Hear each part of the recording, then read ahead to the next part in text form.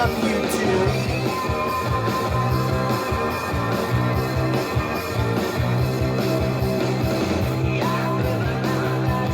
I don't want to turn it down. I want to keep rocking it out.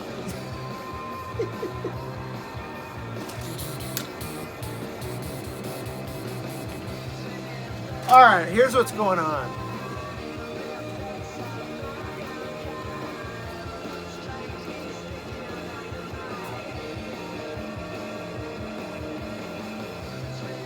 Always wanted to be like to be a drummer in a band.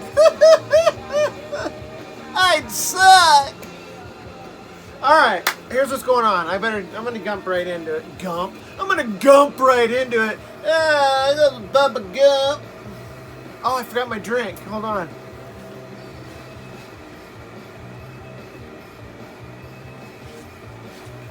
I feel kind of bad because I'm not sporting an alcoholic bev tonight. It's check this out though. This is a pretty good soda. It's Diet Dr. Pepper with cream soda in it. I'm digging it.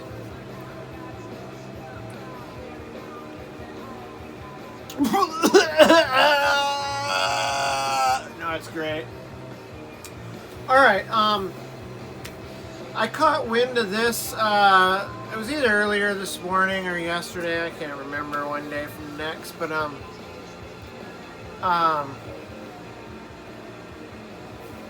a really killer dude here in the vinyl community, James Griffith. God, I've been watching his channel for a long time. I love his channel. Always has such cool ideas for his videos, and he's got an amazing collection.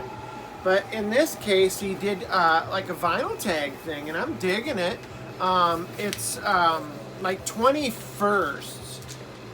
So this challenged me to really dig back into the old cosmic vault. You know what I'm saying?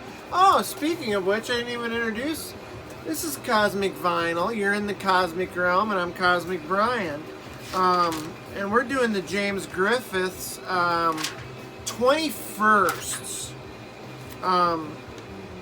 And which, like I said, caused me to like go way back in the old cosmic memory banks to pull forth some firsts in my record collection, and just like even back to when I was a kid, so a young cosmonaut.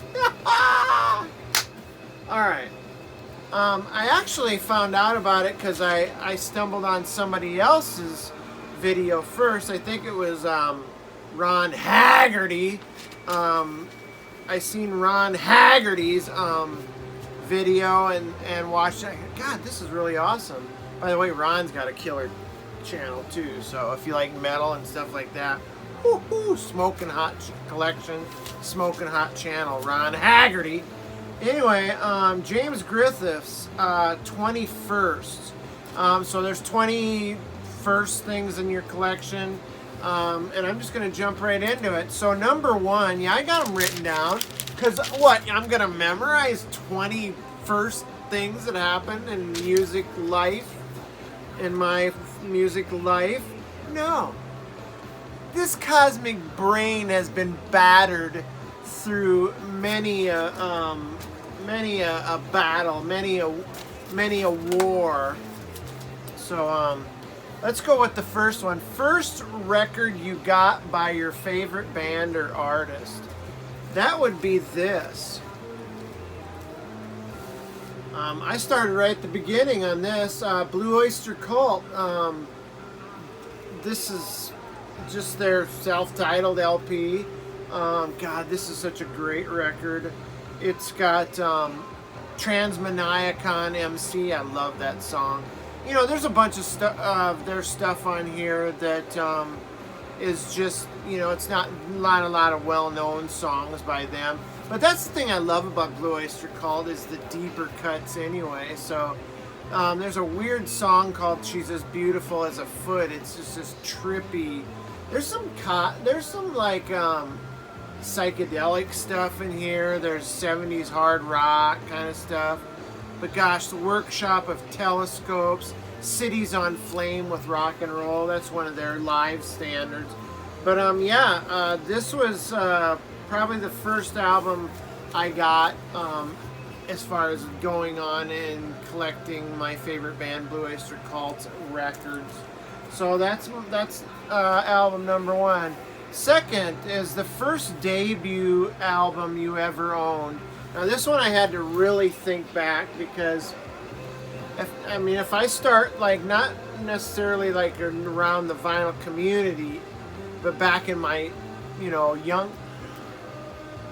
Oh shit! I yawned.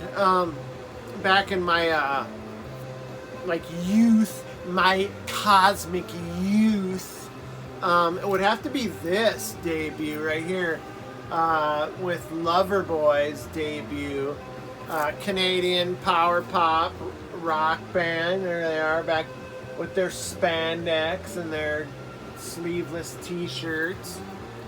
God, that looks so crazy to see them like back then.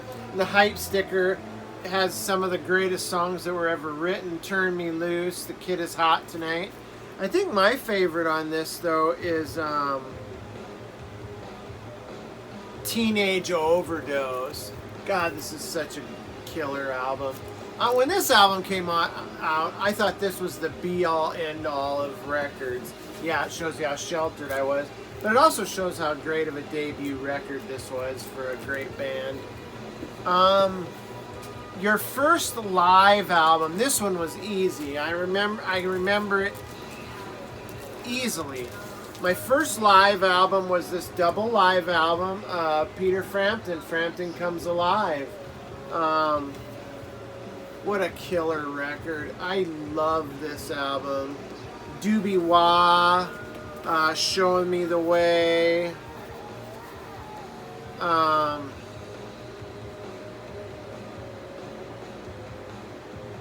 Baby, I Love Your Way. I mean, this was just a killer live album. At one time, this was the top-selling live album of all time until the Eagles came back after their long hiatus with Hell Freezes Over and did that live album. This stood a long time as the best-selling live album of all time until the Eagles. You can check my facts on that. I don't care if it's wrong or not. First greatest hits album. Another one. As a young man, I played basketball, and I had a big afro, and I loved the sound of some funk music and early hip hop and disco, and this greatest hits album by the Commodores. God, I loved this album when I was younger. Check out the guys in their Commodore outfits.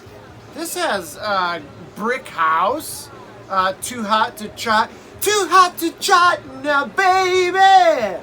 Too hot to trot. Oh, baby. She's a brick house. She's mighty, mighty. Just letting it all hang out while she's a brick house. Love it. This was my first greatest hits album, the Commodores. First double album, again, very easy. God, this is like the first album. This is the original album I had too, and it's in such the cover is in just such shitty condition. At least on the front cover it is, but this is Tommy the Who, and I know it's had some rub off there, but man, I really dig this album a lot. This was just such a great album, meant a lot to me as a kid growing up, and this was such an easy one to remember that I got this. My first double album was Tommy by The Who. Great rock opera. First legendary or classic record you ever owned. Again, this was also an easy one. Me and my friends went to the record store. I seen this, and it, you know, I went back and forth with some other albums like Black Sabbath or whatever, but I went with this Jimi Hendrix, the Jimi Hendrix Experience, Are You Experienced? I went with that instead of the Sabbath. And by golly, I mean, they both went, I mean, Sabbath, Black Sabbath debut album went on to be huge, and as well as so did this one. This is legendary, and the cover is absolutely killer. I mean, that's so psychedelic, right? Oh man, it's a beaut. Again, this one's kind of rough. You know, it was cheap, but the vinyl is good shape. So, first record you received as a gift, like birthday or Christmas. I remember getting this from my parents for Christmas after telling them I wanted it, and that is Styx Grand Illusion. The Grand Illusion. Welcome to the Grand Illusion. You will not be disappointed. Okay, maybe I will, maybe I won't. You know, until I started listening to other stuff later on, I didn't realize it, but early Styx and, you know, kind of in this era, they were like a prog band. I know a lot of people think they're like AOR, arena-oriented rock or whatever, but I sense a lot of like prog leanings and stuff. But I remember this record. I drew this cover in art class in like junior high. But I love The Grand Illusion, Fooling Yourself, Come Sail Away, Superstars, Miss America. What a great song. But yes, that was my first gifted album. First record you got that disappointed you. Now, I can't really remember any record that I've gotten that I've been disappointed with until like later on. So I can't really say what my first record was that was disappointed. But I do have 2 or 3 albums in my collection that I find that I was disappointed in, but glad I didn't pay a lot of money for. One of them is this Harpers Bazaar record. I just had I thought this was going to be so much better. Like, I mean, even if this was like a Herman's Hermits or you know, something like The Outsiders, or, you know, 5-man electric band or something. I mean, even if it was something of that, even I don't know why, I just thought this would be like garagey and cool, and so you know, it was a blind buy, and I was not, this is not that great. I mean, even if it was like Paul Revere and the Raiders or something like that, it wasn't. So I don't know why I still have it around, to be honest. First record you ever owned by an artist that you would later go on to collect seriously. I'm going to go on and I will seriously collect this artist's records for all time. I don't take my collecting too serious, but yeah, once I got a hold of this record by this band, I proceeded to pick up about everything I could in their catalog, and that's Uriah He, the Heap, the mighty Heap. Check out that bizarre cover. That is just so great. I fell in love with this cover as soon as I seen it. I'm going to eat your brains and then your ball sack. What? Did you just say you're gonna eat my... He's biting my sack! Anyway, yeah, I love the Heat. After I heard this record, I think this one's called Very Heavy, Very Humble, or something like that. This is, I think this is the American cover. There was a different cover where the guy had cobwebs all over his face. But yeah, love the Heat, and now because I love that album, I brought... you know, most of their early stuff anyway, the stuff that matters, the stuff that I seriously am gonna collect. Number 10, we're cruising through. First record that introduced you to a specific genre. Now, I can't go through this without mentioning my favorite genre back in the day, which was the 80s, like hard rock, hair metal kind of stuff. I don't have a problem calling it hair metal. Whoops, there goes my cover. God bless America. And I remember a friend of mine had this cassette tape, and we went on this, we took his new boat out on the lake, and he was playing this cassette in his car, and I thought, God, that just kicks ass. And I made him play it over, flip it over, play it again, and it was Rat Out of the Cellar. God, with songs like Wanted Man, You're in Trouble, Round and Round. I mean, for me, every song on this is a hit to me. Lack of Communication, Back for More, The Morning After, I'm Insane. This is a perfect record right here for me. God, we used to do Round and Round with my old band, and I used to love to sing that song. But yeah, first album that introduced me to I remember Quiet Riot and that, but the first that I had to have that banged open and kicked the door down to a genre is this Rat album. Number 11, first record you home taped. Like, you know, see, I used to have this system. It was like a 4-in-1 system. And I don't mean like it was a 4-in-1 from another country. It was a 4-in-1 record, or it had like a record player, a cassette player, an 8-track player, and an AM/FM stereo. That might be more than 4, I don't know.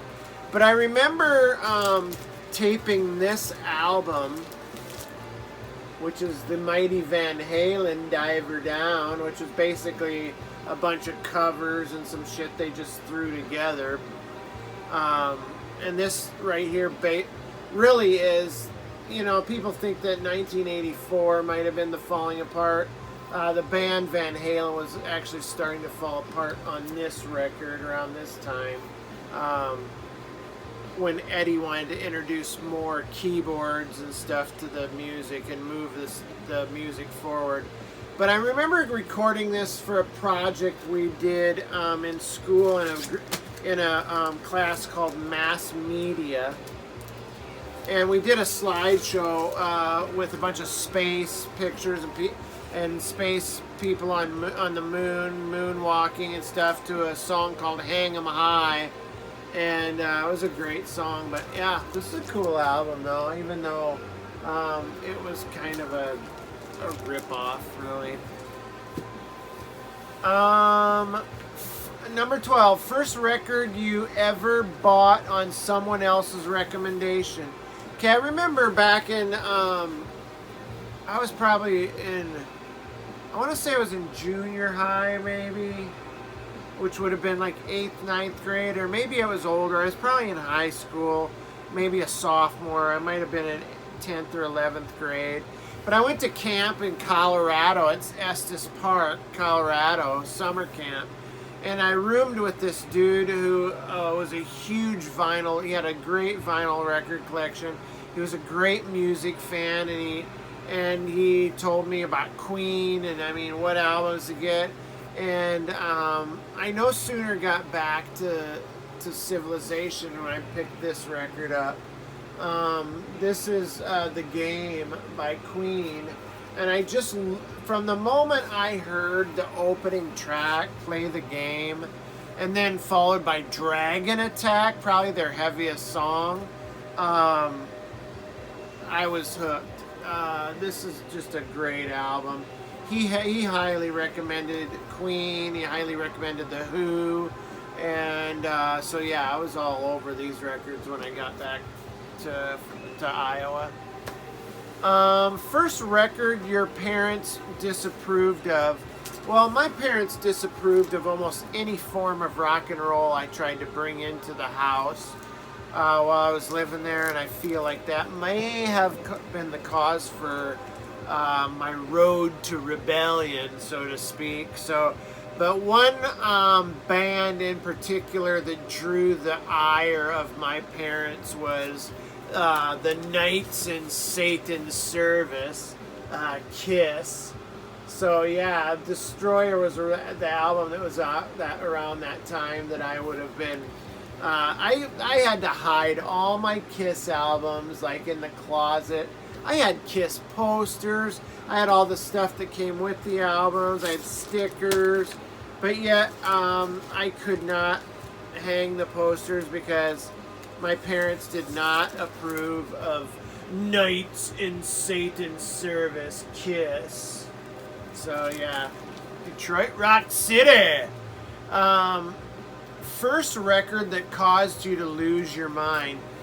About 2 or 3 records come to mind on this.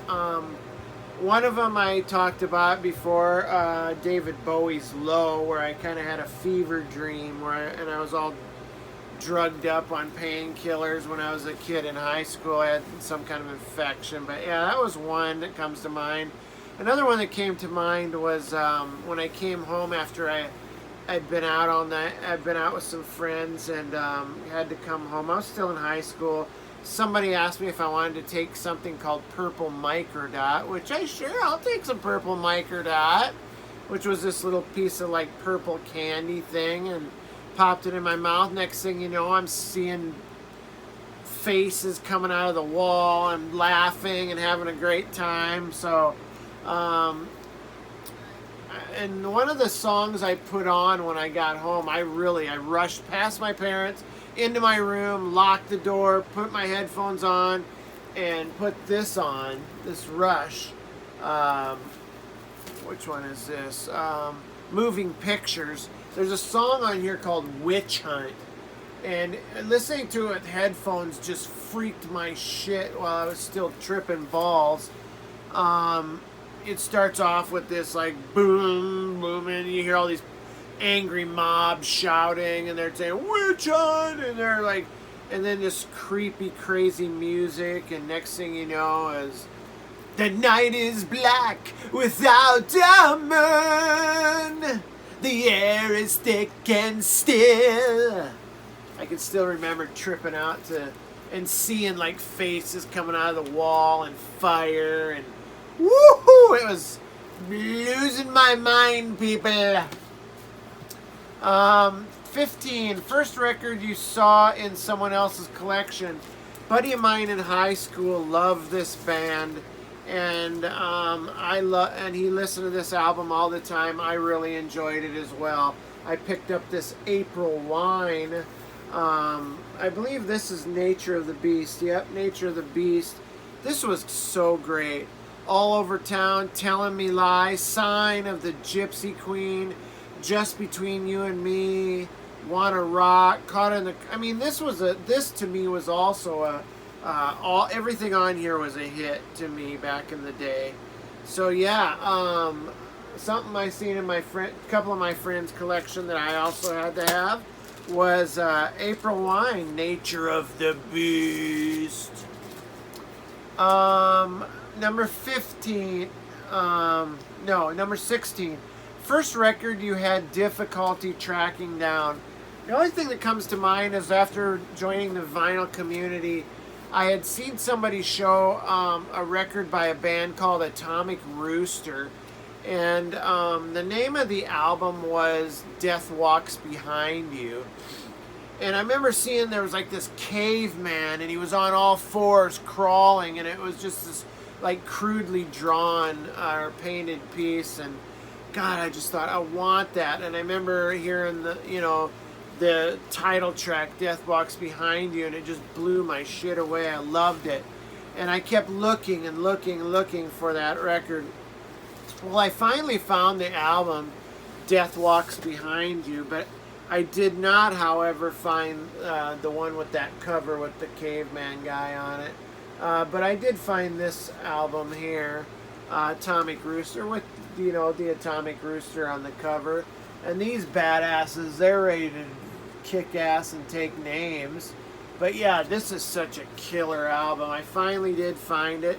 I'd still take that other cover. If I ever seen it, I'd pick it up. So All right, Atomic Rooster found its way into this. Number 17, first record you bought a second copy of. That would be Motley Crue, Shout at the Devil. And the reason I had to buy a second copy of this is because I was stupid enough to trade my original copy I had away. I did get a couple of decent records for it, but God, I was having such trade regret by letting this original copy of Motley Crue Shout at the Devil go, and it was such an amazing record that I had to get it back. Day after the trade, I went online, bought a new copy. Number 18, first blind buy. This is what we were listening to when I first started the video. This is by a band called Helen Kelter Skelter, and the album is called Melter. Helen Kelter Skelter by Melter, and it's just this trippy neo psych, just really great stuff, man. If you want to, smoke a little herb, put this on, listen to it, you will not be disappointed. Very good album. Probably can get it for not too much, but yeah, it was a total blind buy. I mean, look at the cover, how trippy it is. I had to have it. I bought it at a half price bookstore. So first record you bought after becoming involved in the vinyl community. I'm gonna say that one of the things I sought after seeing everybody showing their psychedelic stuff and garage stuff, I had to have this Electric Prunes. I had Too Much to Dream last night. This is a superb record from the 60s. God, this is so great.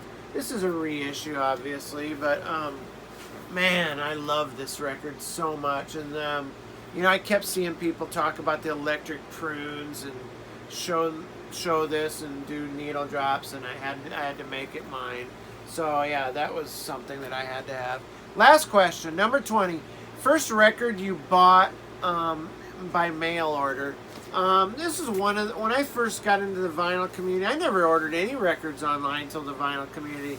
I ordered this Earthling Society, another blind buy that was just an amazing record. This is trippy, neo-psych stuff too, and you'll love this. This is a beautiful baby blue record here. Just a killer album, man. If you guys like trippy stuff, again, something to alter your mind a little bit and listen to. That's a good something good to listen to. So there it is, my 21st. Thank you, James Griffith, for starting this. Just want you to know, man, I really, really love your channel. I have for a long, long time. I've been watching you since early coming into the vinyl community. You have an amazing collection, an amazing channel, and keep putting it out there, man. I love it. I dig it. Vinyl community, peace and love to you. YouTube, I'll catch you next time. This is Cosmic Brian. I'm out of here, peeps. Have a good night, people. Please don't poop the bed.